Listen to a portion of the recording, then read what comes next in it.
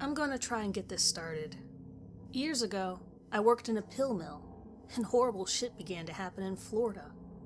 I think whatever caused it, it's coming back. For those of you lucky enough not to know, a pill mill is a place where doctors pump out prescriptions for absurd amounts of painkillers and Xanax, bolstered by laws in Florida that allow them to do so with no oversight. Before I go into what kind of horrible shit became commonplace there, I'll take a moment to describe this incredible den of narcotics, desperation, and depravity. Mine was called Executive Medical Solutions, and we gave each and every patient the same prescription, regardless of the injury in the X-ray or MRI they brought. 180 30 mg roxicodone, 45 15 mg roxicodone, 30 2 mg Xanax, and Soma, if they wanted it. We saw between 500 and 600 people every day as they filed quickly in and out of that disgusting hole in the wall. Rick Scott, Florida's governor, fiercely defended the pill mills, gutting several attempts to stop them. This went on for about 7 years, with the drugs mainly going to Appalachia and other states, notorious for poor white trash. Patients, or pillbillies, depending on who you ask, would shamble from their dusky trailer parks into filthy cars, covered in plenty of dents and varying amounts of paint. They would cram as many people as possible, and all drive to Florida to pick up their medication, usually with one drug dealer fronting all the money so that they could sell the majority of the pills, often for $30 a piece for the 30s. Ever since I called that number on Craigslist and went for an interview 1 hour later without emailing a resume, I've had a pit in my stomach. It was in a horrible part of town, the congested and strangely crowded center of West Palm Beach, in a strip mall that was almost entirely empty except for us, a Jamaican restaurant, and a massage parlor. Yeah, that kind of massage parlor. They actually complained to the cops about our patients going in to use the bathroom there and passing out with needles in their arms. The normally empty parking lot was filled with junkies by 4 in the morning, every morning. If it wasn't for the absurd pay and free drugs, I would have noped the fuck out of there on the first day. The office itself was set up probably within 24 hours of the space being rented, and I could imagine the cheap gray paint peeling within an hour of it drying. The furniture was the cheap institutional variety, with a fabric design from the 90s that was barely visible from myriad crusted stains that patients contributed every day. Office consisted of one large room that was split between a waiting room and our check-in desk where I worked. The medicine room took up the bulk of this area. It was locked, filled with massive bank vaults that were filled with amazingly powerful drugs, and some blonde girl named Jessica who filled the prescriptions while wearing a lab coat. She had previously been a Hooters girl. The manager, Debbie, was previously a stripper. It was just us, and a rotating group of doctors who generally avoided conversation. At first, I thought it was because I knew I was doing something insanely immoral and illegal. While I'm sure that is a part of it, I think I had picked up something other than Aryan Brotherhood tattoos and a shit ton of money.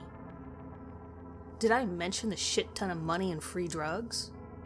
With my habit, I'd be homeless in a week otherwise. I stuck around for a reason.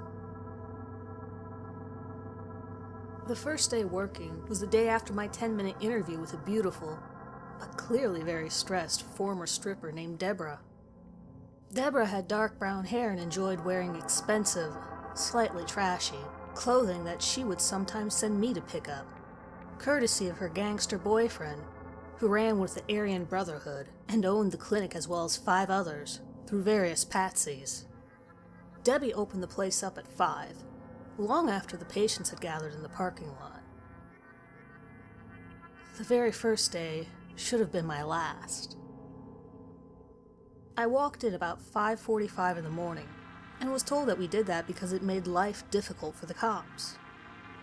I walked in to see Debbie behind the desk, getting wads of cash ready for the registers, and someone off to the right at the end of the hallway with the bathroom used by the patients.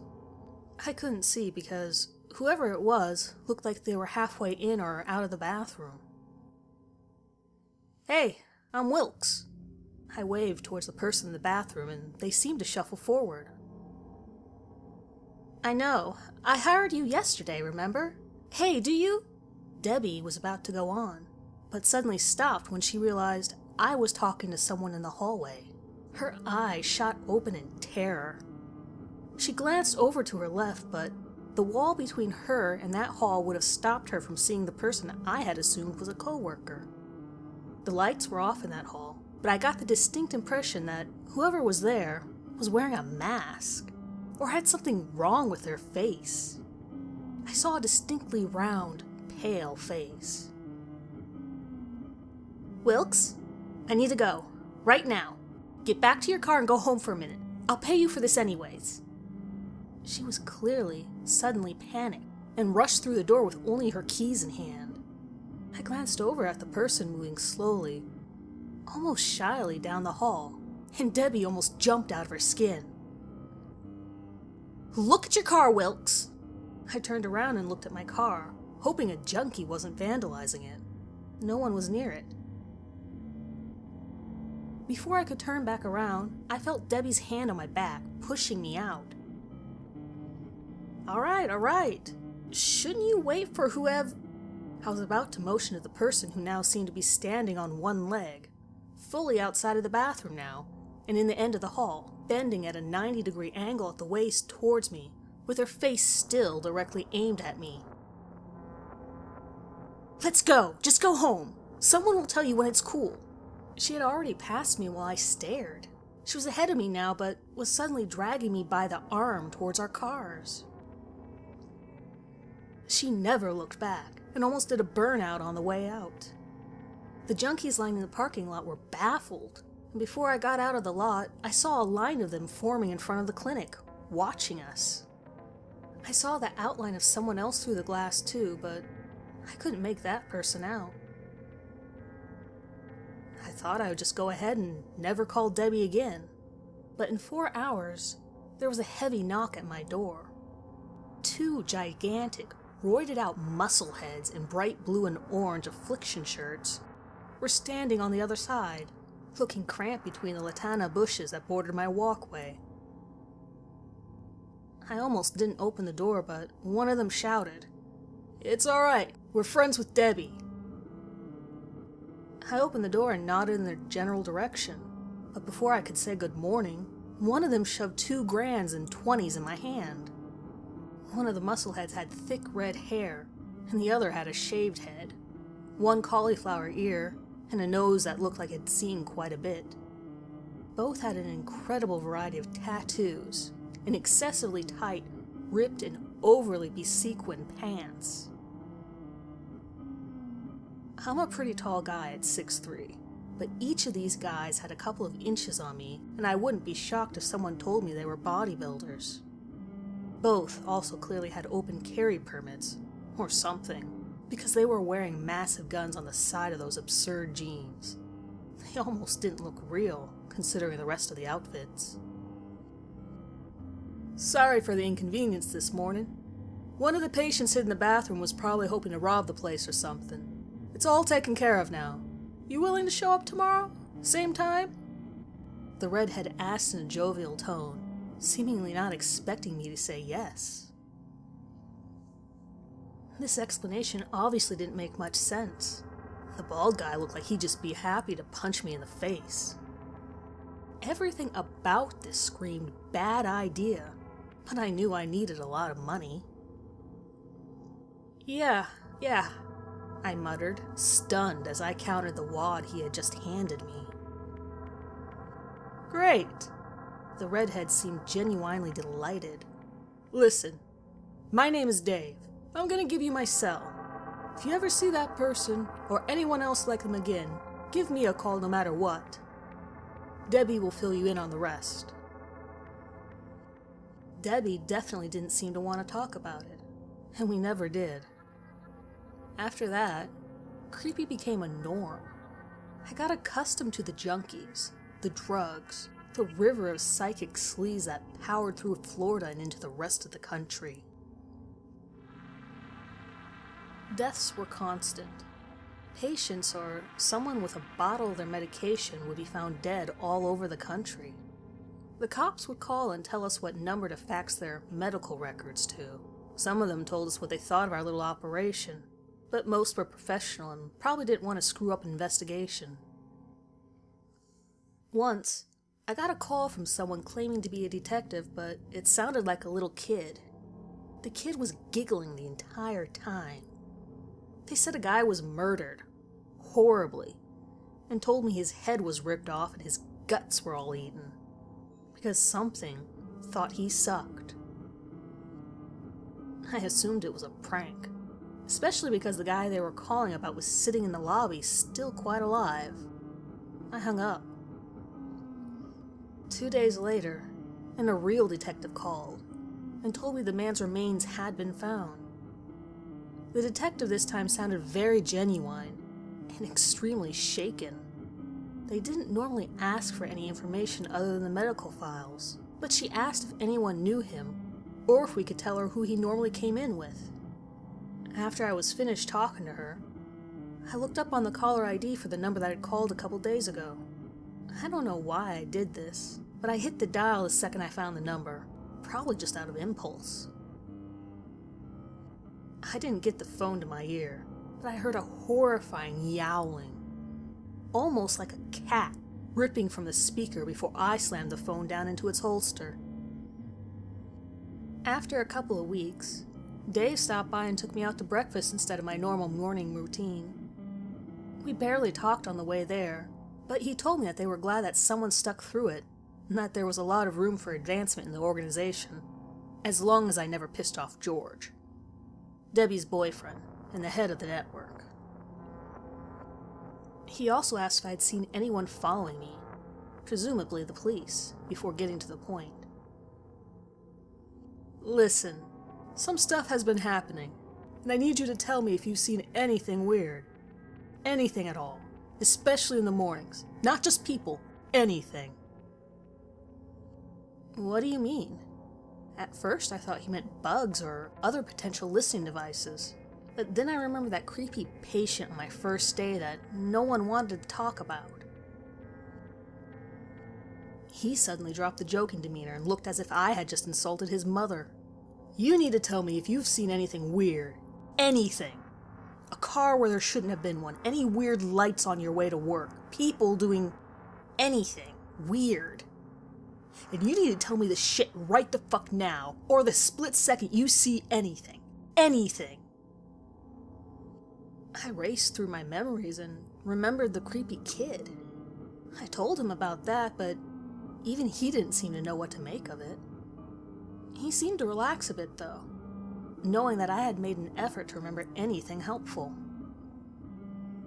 Alright, there's something else. His voice cracked slightly, and he shifted from intimidating to intimidated in less than a second. There's been this guy coming around. He's dressed like a Mormon and acts real nice. He wears a bolo tie, one of those pieces of leather the Texans wear sometimes, and has a comb over.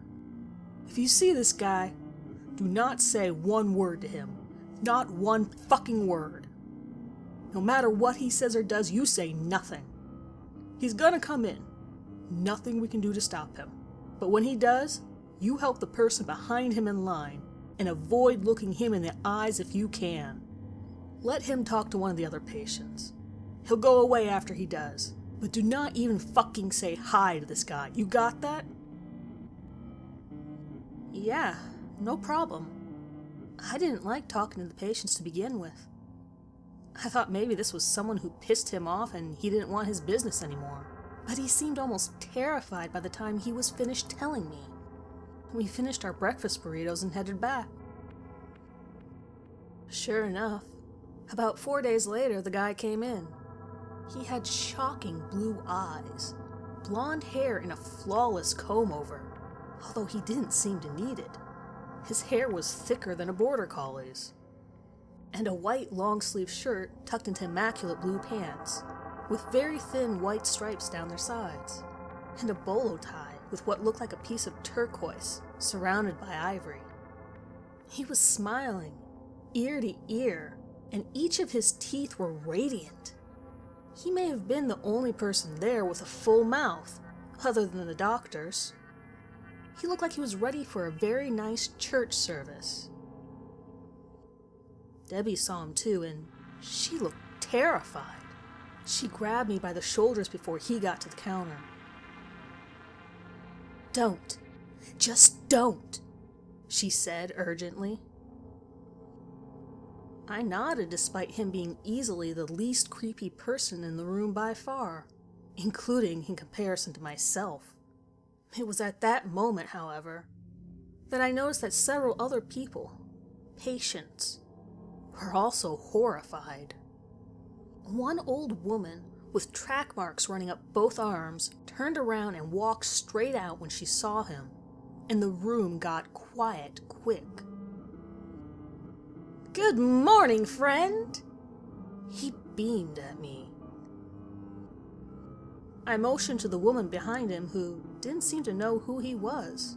She was happy to check in instead and told me her name so that I could look up her file. "Excuse me, but could you help me, please?" He seemed just as confused as anyone else would be who had just been rudely ignored in favor of a junkie, except he was suddenly talking in the direction of the woman. She looked from me to him and then back again, but quietly continued her check-in, taking her pack of papers and sitting down, clearly sensing something was wrong. "I'm having a bit of trouble, and I was wondering if anyone might be able to help me. Please?" He began to sound worried, but I noticed he was still staring at the area where the woman had previously been standing. He also looked in my general direction, but seemed to look right through me, as if he couldn't quite see me. I motioned for the next person, while a fat hick with a Confederate flag tattoo ambled up to the man. "Might be able to help. What's up?" The man's speech was slurring, and his eyes roomy, most likely from a solid dose of his medicine or lack thereof. The well-dressed man turned to him sharply and put his hand on his shoulder. "How do I leave?" "What?" The patient was wondering whether this was a legitimate question or some kind of weird junkie thing, as is common, and double-checked the man's immaculate outfit. "How do I get out of here? Please, please, there has to be a way out." The well-dressed man seemed frightened now. Debbie began to pull me away from the counter slowly, and when I looked at her, she had her finger over her lips. "Door's over there, man." At this point, the patient had realized that maybe there was a reason no one else had spoken to the man. He pointed the man to the door, and the man looked him in the eyes and smiled happily. "Thank you so much." He happily bounded out of the office. Everything else went back to normal, except Debbie, who ran into her back office to do as much of whatever as possible. The next morning, there was a paper envelope in the front of the door. Inside was a handwritten note, simply saying, "He lied." Next to the envelope was a small bit of something like leather, with what looked like the Confederate tattoo the patient that I tried to help the well-dressed man had. It was perfectly dried, and looked like some kind of weird art project. When I looked up from these things, I desperately tried to pretend I didn't notice the well-dressed man, standing in the middle of the road that divided the parking lot, staring at me. I don't think he was smiling anymore. Debbie told me she would deal with it, because we sure as fuck didn't need the cops around. But I never heard about it again. We saw junkies doing a lot of fucked up stuff, but one of the worst things was when people brought their kids into this narco playland. Once, a young red-headed mother and her little boy came in.